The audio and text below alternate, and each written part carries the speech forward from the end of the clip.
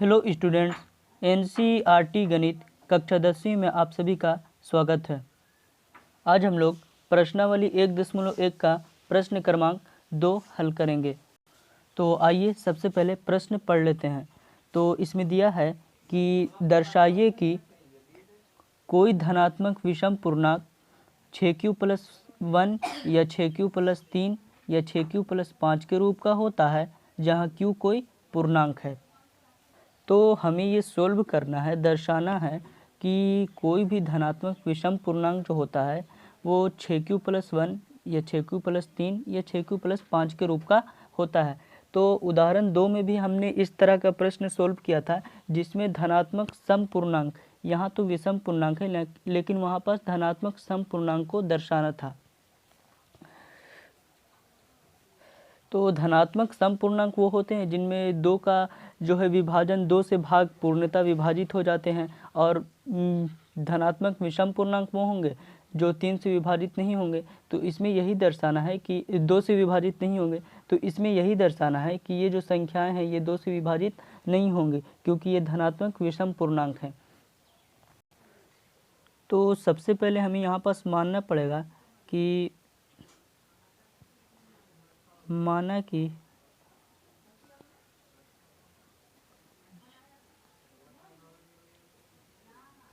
धनात्मक पूर्णांक बराबर धनात्मक विषम पूर्णांक बराबर a। तो हमने धनात्मक विषम पूर्णांक को क्या मान लिया है, a।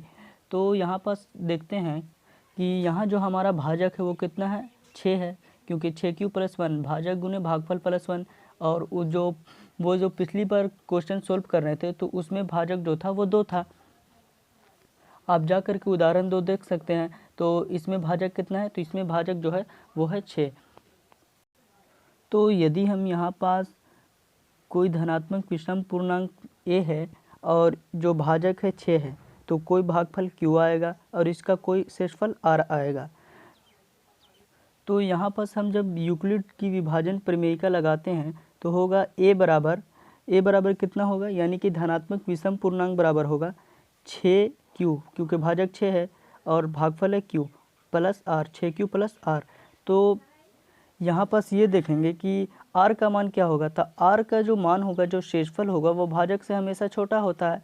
तो r के कितने संभव मान हो सकते हैं, तो या तो 0 हो सकता है, 1 हो सकता है, 2 हो सकता है, 3 हो सकता है, 4 और इसके अलावा 5 हो सकता है। तो यह r के संभव मान हो सकते हैं।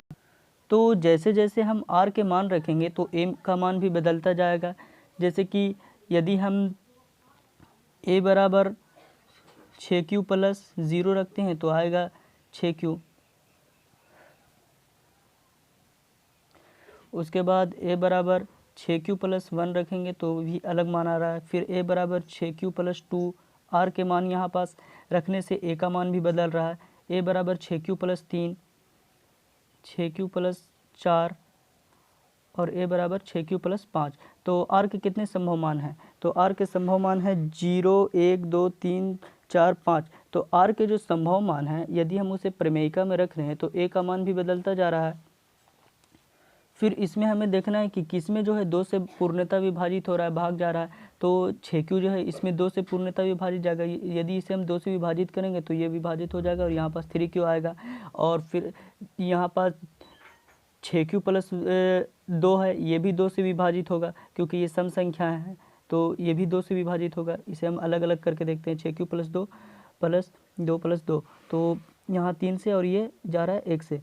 तो और यहाँ पास जो है 6q+4 भी है, ये भी 2 से विभाजित हो जाएगा।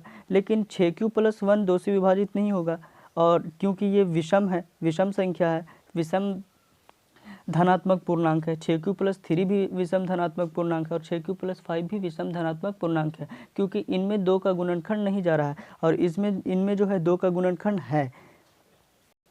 तो यही हमें दर्शाना है कि 6q+1, 6q+3 और 6q+5 जो है वो धनात्मक विषम पूर्णांक के रूप का होता है। तो आइए इसे हम सोल्व करते हैं। यहाँ पास लिखेंगे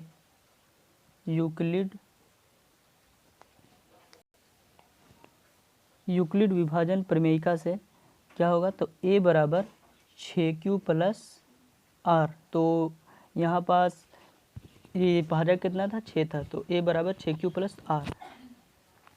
अब हम यहाँ पास देखते हैं r के संभव मान। तो r के संभव मान जो थे वो थे 0, 1, 2, 3, 4 और 5। तो इसमें हम जब r के अलग अलग मान देंगे तो a का मान भी बदलता जाएगा। तो सबसे पहले यदि हम a बराबर 6q प्लस 0 रखते हैं तो आएगा 6q। उसके बाद फिर a बराबर 6q प्लस 1, r का मान यदि हम एक रखते हैं तो आएगा a बराबर 6q प्लस 1।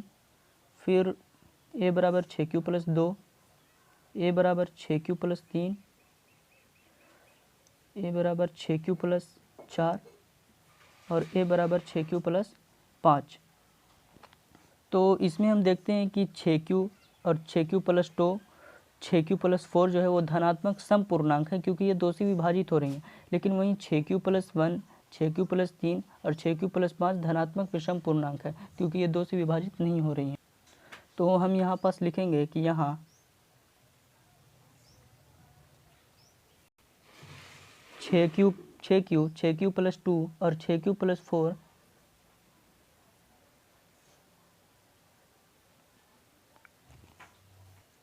एक गुणनखंड 2 है। तो इनका गुणनखंड क्या है, 2 है, इसलिए ये धनात्मक सम पूर्णांक हैं। जबकि यहाँ पास देखें,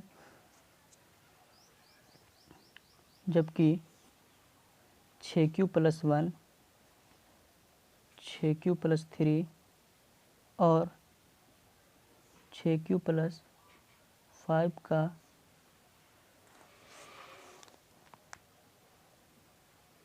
कोई भी 2 गुणनखंड नहीं है, इसलिए ये क्या हो जाएंगी, इसलिए ये धनात्मक विषम पूर्णांक हैं। और इस प्रकार से ये क्वेश्चन हमारा सोल्व हो जाता है। तो आप चाहे तो इसका स्क्रीनशॉट भी ले सकते हैं और यहाँ पास थोड़ा सा मिस्टेक वाइज तो इसे आप इग्नोर करते चलेंगे। तो ये नीचे का हिस्सा है और उसके बाद फिर ये ऊपर का हिस्सा।